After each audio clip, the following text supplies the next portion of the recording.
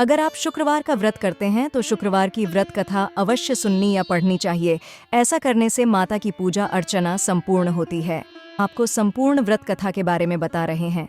आइए जानते हैं शुक्रवार की व्रत कथा के बारे में। शुक्रवार व्रत कथा प्रारंभ। एक गांव में एक बुढ़िया रहती थी जिसके 7 बेटे थे। 6 बेटे कमाने वाले थे और एक बेटा निकम्मा था। बुढ़िया माँ 6 पुत्रों का झूठा 7वें पुत्र को देती। 7वां पुत्र एक दिन अपनी पत्नी से बोला, देखो मेरी माता का मुझ पर कितना प्रेम है। वह बोली, क्यों नहीं, सबका झूठा बचा हुआ तुमको खिलाती है।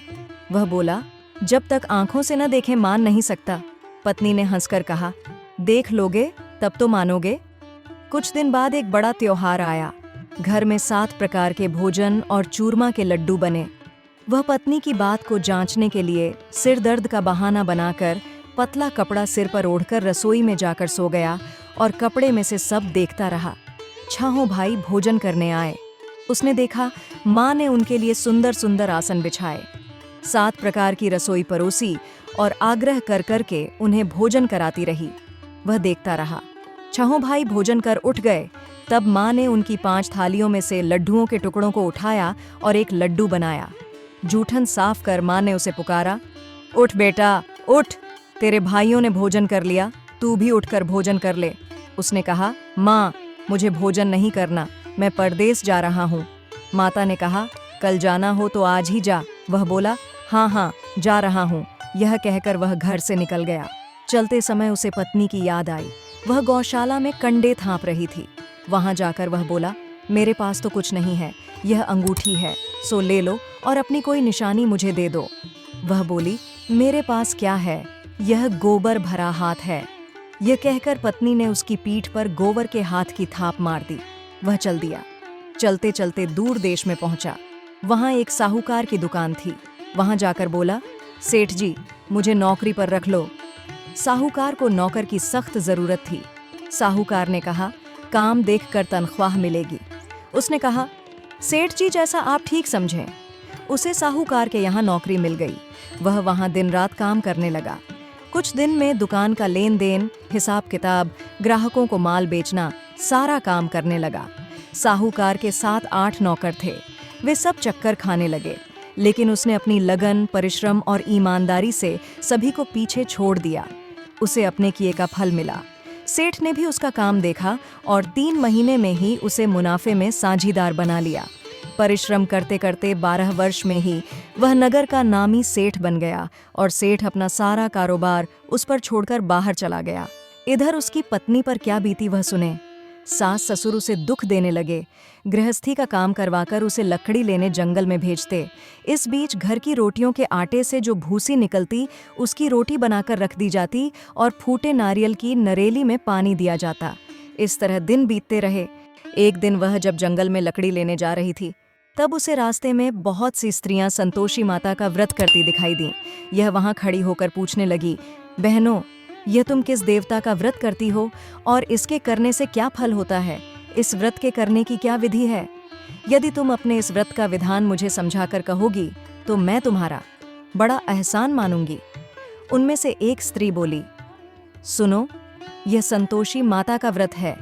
इसके करने से निर्धनता, दरिद्रता का नाश होता है, लक्ष्मी आती है, मन की चिंताएं दूर होती हैं, मन को प्रसन्नता और शांति मिलती है, निपुति को पुत्र मिलता है, प्रीतम बाहर गया हो तो वह शीघ्र लौट आता है, कुंवारी कन्या को मनपसंद वर मिलता है, चलता मुकद्दमा खत्म हो जाता है, कलह क्लेश की निवृत्ति हो, मुख शांति होती है, घर में धन जमा हो, धन जायदाद का लाभ होता है तथा और भी मन में जो कुछ कामना हो सब संतोषी माता की कृपा से पूरी हो जाती हैं। इसमें संदेह नहीं। वह पूछने लगी, यह व्रत कैसे किया जाता है? यह भी बताओ तो बड़ी कृपा होगी। वह स्त्री कहने लगी, बिना परेशानी, श्रद्धा और प्रेम से जितना भी बन सके प्रसाद लेना। 5.25 पैसे से 5.25 आने तथा इससे भी ज्यादा शक्ति और भक्ति के अनुसार गुड़ और चना लें। हर शुक्रवार को निराहार रहकर कथा कहना, सुनना, लगातार नियम पालन के करना। सुनने वाला कोई न मिले तो घी का दीपक जलाकर उसके आगे जल के पात्र को रख कथा कहना, परंतु नियम न टूटे। जब तक कार्य सिद्ध न हो नियम पालन करना और कार्य सिद्ध हो जाने पर व्रत का उद्यापन करना। 3 मास में माता पूरा फल प्रदान करती है। यदि किसी के ग्रह खोटे हैं भी तो माता 1 वर्ष में अवश्य उनको अनुकूल करती हैं। कार्य सिद्ध होने पर ही उद्यापन करना चाहिए, बीच में नहीं।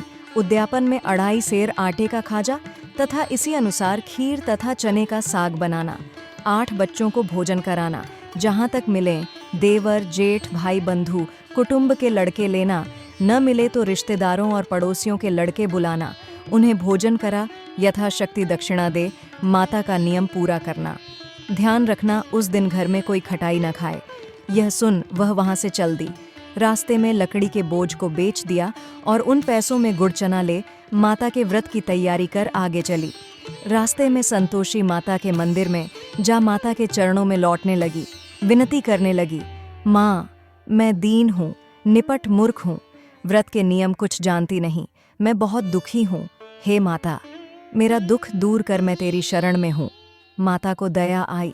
एक शुक्रवार बीता कि दूसरे शुक्रवार को ही उसके पति का पत्र आया और तीसरे शुक्रवार को उसका भेजा हुआ पैसा आ पहुंचा। यह देखकर जेठानी मुंह सिकोड़ धरने लगी। इतने दिनों बाद इतना पैसा आया, इसमें क्या बड़ाई है।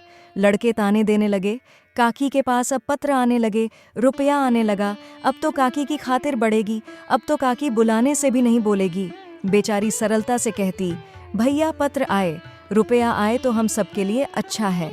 ऐसा कहकर आंखों में आंसू भरकर संतोषी माता के मंदिर में जाकर मातेश्वरी के चरणों में गिरकर रोने लगी।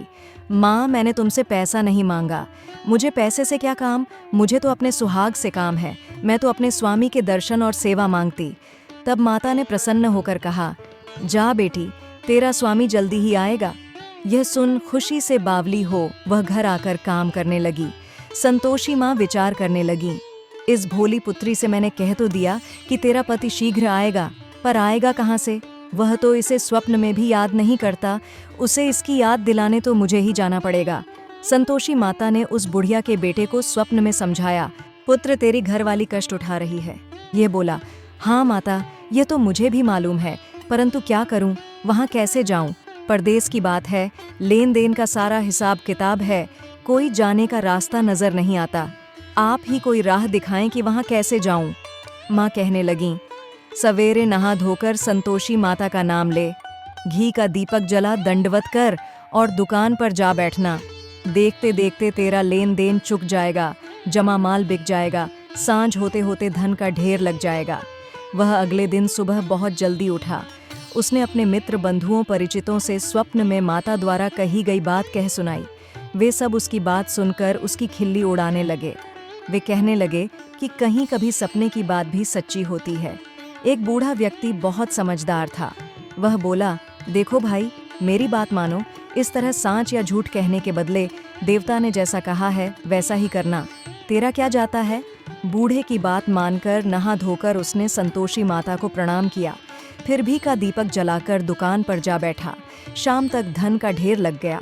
वह हैरान हुआ, मन में संतोषी माता का नाम ले प्रसन्न हो घर जाने के वास्ते गहना, कपड़ा व सामान खरीदने लगा। सब काम से निपट अपने घर को रवाना हुआ। उधर उसकी पत्नी जंगल में लकड़ी लेने गई। लौटते वक्त थक जाने के कारण संतोषी माता के मंदिर पर विश्राम करने बैठ गई। यह तो उसका रोज रुकने का स्थान था। धूल उड़ती देख उसने माता पूछा, हे माता, यह धूल कैसी उड़ रही है? माँ ने कहा, हे पुत्री, तेरा पति आ रहा है। अब तू ऐसा कर, लकड़ियों के 3 बोझ बना, एक नदी के किनारे रख, दूसरा मेरे मंदिर पर और तीसरा अपने सिर पर रख। तेरे पति को लकड़ी का गड्ढा देखकर मोह पैदा होगा, यह वहां रुकेगा, नाश्ता पानी बना खाकर माँ से मिलने जाएगा। तू लकड़ी का बोझ उठाकर जाना और बीच चौक में गड्ढा डालकर 3 आवाजें जोर से लगाना, लो सासू जी।